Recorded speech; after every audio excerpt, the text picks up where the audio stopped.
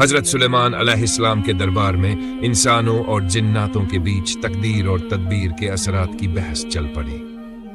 جناتوں کے پاس مضبوط دلیلیں تھیں کہ اچھی اور مضبوط تدبیر سے تقدیر کو بدلا جا سکتا ہے۔ جناتوں میں ایک جن تھا جو بہت زیادہ بڑھ چڑھ کر بولتا تھا۔ جن نے کہا، یہ کوئی ضروری نہیں ہے کہ جو قسمت میں لکھا گیا ہے انسان کے ساتھ وہی ہوگا، بلکہ انسان اپنے کاموں کے ذریعے نصیب کو بدل سکتا ہے۔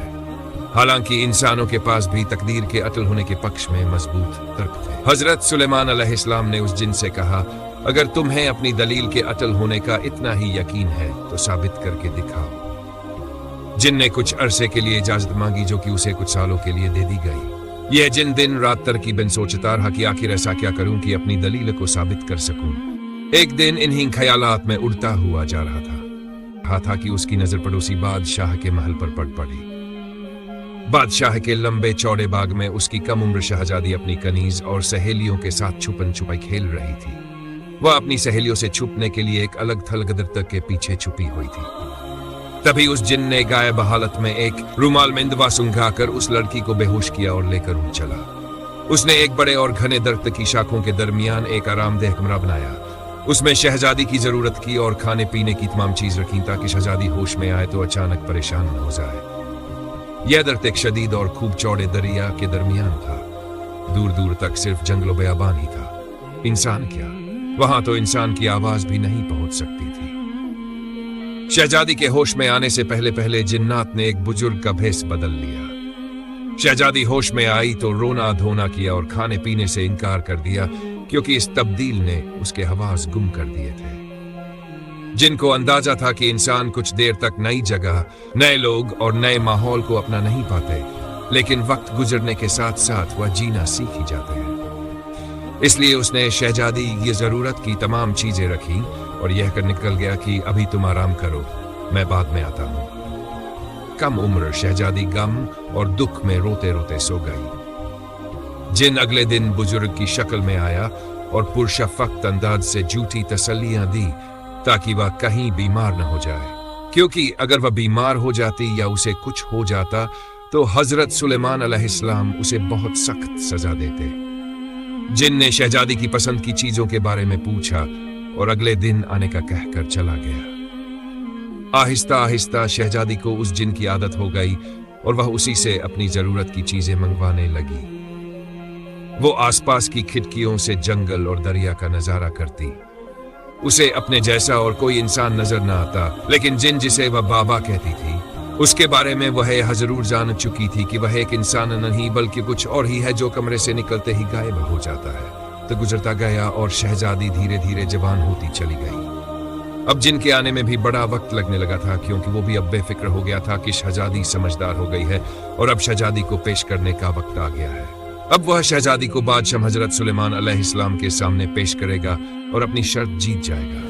ایک دن طوفان کے آثار تھے، دن میں بھی رات چھا گئی تھی۔ شہزادی نے ایسی طوفانی کیفیت کبھی بھی نہیں دیکھی تھی۔ ڈر اور خوف سے اس کا برا حال ہو گیا تھا۔ کافی دیر گزر گئی۔ اس دوران اسے دروازے پر دستک سنائی دی۔ ایسا پہلی مرتبہ ہوا تھا کہ کسی نے دستک دی ہو، ورنہ جن تو اپنے آپ ہی اندر موجود ہوتا تھا۔ شہزادی نے خوف اور دہشت سے پوچھا، کون؟ اسے گھبرائی ہوئی آواز سنائی دی، ہمیں کچھ دیر کے لیے اندر پناہ دے دو، طوفان گزرنے کے بعد ہم چلے جائیں گے، جب تک طوفان ٹھہر نہیں جاتا ہم یہیں رکنا چاہتے ہیں۔ شہزادی نے جب وہاں دروازہ کھولا تو وہاں دو نوجوان مشکل سے ایک پیڑ کی شاخ پر بیٹھے ہوئے تھے۔ دروازہ کھلتے ہی دونوں جوان اندر داخل ہو گئے۔ شہزادی نے ایک مدت کے بعد اپنے جیسے انسانوں کو دیکھا تھا۔ اسے یاد آ گیا تھا کہ انسان ایسے ہوتے ہیں، لیکن دونوں نوجوان اس بات سے بے حد حیران تھے کہ آخر ایک جیسے لڑکی کیسے اور کیوں یہاں اکیلی رہ رہی ہے۔ یہ سوال بار بار انہیں ستا رہا تھا، لیکن فی الحال انہیں طوفان سے پناہ مل گئی تھی۔ ان کے لیے ابھی تو یہی کافی تھا۔ شہزادی نے اگلے دن خود ہی بتایا کہ میں ایک جن کی قید میں ہوں اور مجھے نہیں معلوم کہ مجھے یہاں آئے ہوئے کتنے سال گزر گئے، بس ہاں اتنا یاد ہے کہ اس وقت میں اتنی سی تھی۔ شہزادی نے اپنے ہاتھ سے اشارہ کر کے بتایا، جس سے نوجوان کو اندازہ ہوا کہ وہ اس وقت 7 یا 8 سال کی رہی ہوگی۔ اب ان کے اندازے سے 12 سال گزر چکے ہیں۔ शहजादी को जिनके आने का खौफ बहुत ज्यादा सता रहा था, जिनके आने के खौफ से उन नौजवानों को जाने का कह रही थी। लेकिन गरीब लड़के ने बताया कि ये नौजवान जो तुम्हारे सामने मौजूद है, ये एक मुल्क का शहजादा है और मैं इस कश्ती का मल्लाह हूँ। कश्ती पर सवार होकर शहजादे साथियों के साथ मछलियों के शिकार के लिए निकले थे कि इस तूफान ने कश्ती को बुरी तरह तबाह कर दिया।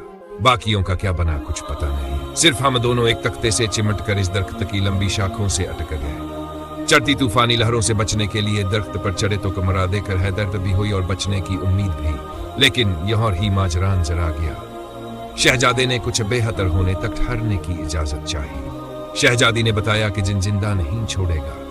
हैरत अंगेज तौर पर जिनके आने का वक्फा लंबा हुआ और इस दौरान शहजादा बेहतर हो गया। और फिर वही हुआ जो तकदीर ने रंग दिखाना होता है।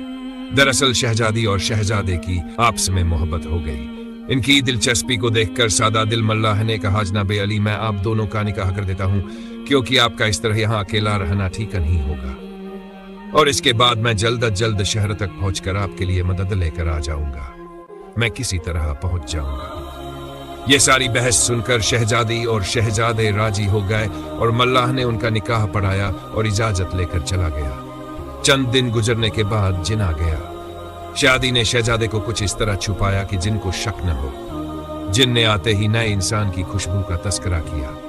शहजादी ने कहा कि खुद सोचो, यहाँ भला कोई कैसे आ सकता है? दरिया के बीच में एक अकेला दरख्त है, यहाँ तो कोई पहुंचने की सोच भी नहीं सकता। इस कदर बड़ा तूफान गुजरा है, शायद तुम उसकी खुशबू से परेशान हो रहे हो। जिनको कुछ सुकून मिला और कुछ परेशान भी हुआ।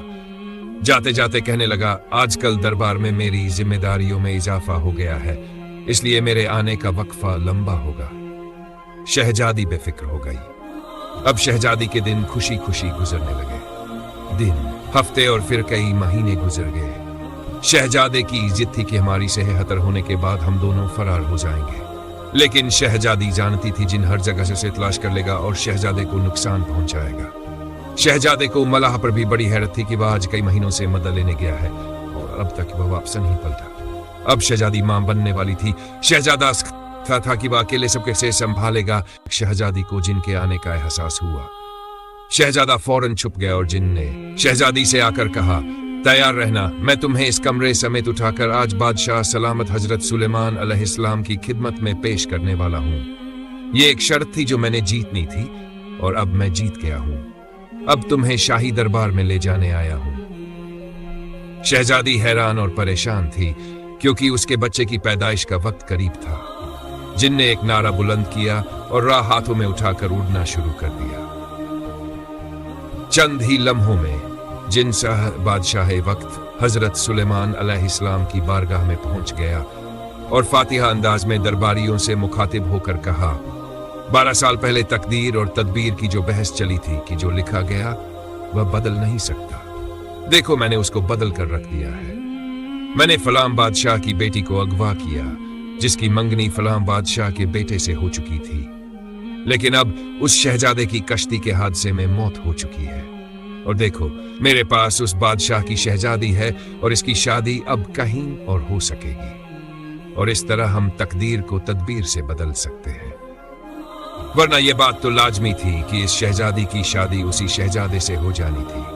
हजरत सुलेमान अलैहिस्सलाम ने दरवाजा खोलने का हुक्म दिया तो अंदर से एक शहजादी की बजाय 3 लोग बरामद हुए। शहजादी, शहजादा और उनका बच्चा।